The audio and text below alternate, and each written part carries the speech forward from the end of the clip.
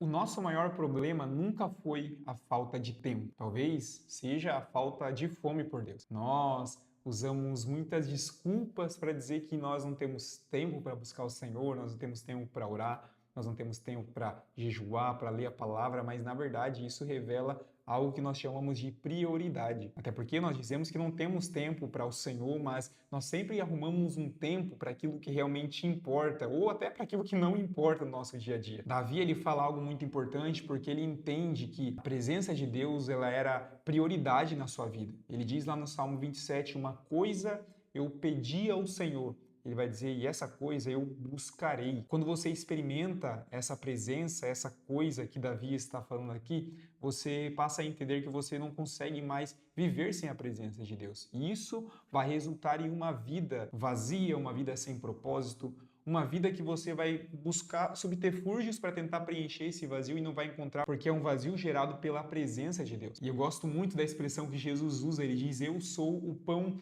vivo que desceu do céu. Exatamente o pão que nós nos alimentamos diariamente. E quem tem fome por Deus, quem tem fome por Jesus, não trata ele como um hobby. Não, nós passamos a tratar ele como uma necessidade diária, exatamente como um pão que nós precisamos nos alimentar dia após dia, como a água que nós bebemos todos os dias, assim também é a presença de Deus. Nós precisamos se alimentar diariamente, nós precisamos buscar diariamente, nós precisamos mergulhar nessa água. Tem crente que é formoso por fora, é belo por fora, tem saúde por fora, mas o espírito já está morrendo, o espírito está com fome, o espírito está com sede porque não se alimenta mais na palavra de Deus, não sacia mais a sua sede na água da vida, porque nós começamos a se acostumar a viver a vida de igreja apenas nas 2 horas de cultos semanais, apenas nos cultos de fim de semana. E, meu irmão, se a nossa vida cristã for depender das horas de culto que nós participamos, nós vivemos uma vida cristã fracassada, uma vida cristã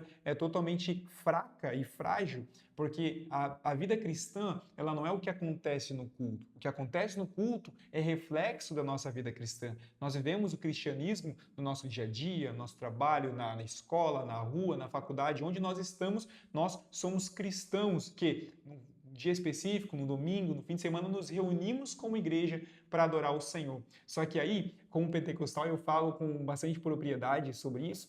Eu vejo muitos cristãos que vão para o culto e dizem, olha, eu não chorei no culto, eu não senti a presença de Deus, o louvor não falou comigo, a palavra eu não entendi muito bem, não falou comigo também, eu não manifestei os meus dons, ninguém... Enfim, começa a gerar esse tipo de fala e o resultado disso é simplesmente porque acredita que 2 horas de culto é o suficiente para viver uma vida cristã de profundidade em Deus? Claro que não. O que acontece no culto, o que acontece na reunião junto com os nossos irmãos, é o resultado de uma vida diária construída, de um altar de oração construído em casa, de uma vida de devocional diariamente, lendo a palavra de Deus e buscando a presença do Senhor. Nós precisamos hoje de mais fome. Os nossos cultos não precisam de mais estruturas, nós não precisamos de equipe de louvor poderosos, nós não precisamos de subterfúgio, não, nós precisamos de fome. Quando a igreja passar a ter fome pela presença de Deus, não é qualquer coisa que vai preencher e vai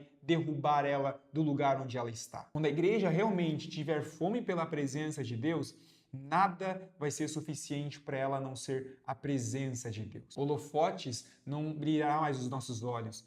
Canções vazias de palavra não provocarão emoções em nós. Lobos travestidos de pele de ovelha não habitarão em nosso meio porque nós teremos esse discernimento pelo Espírito do Senhor.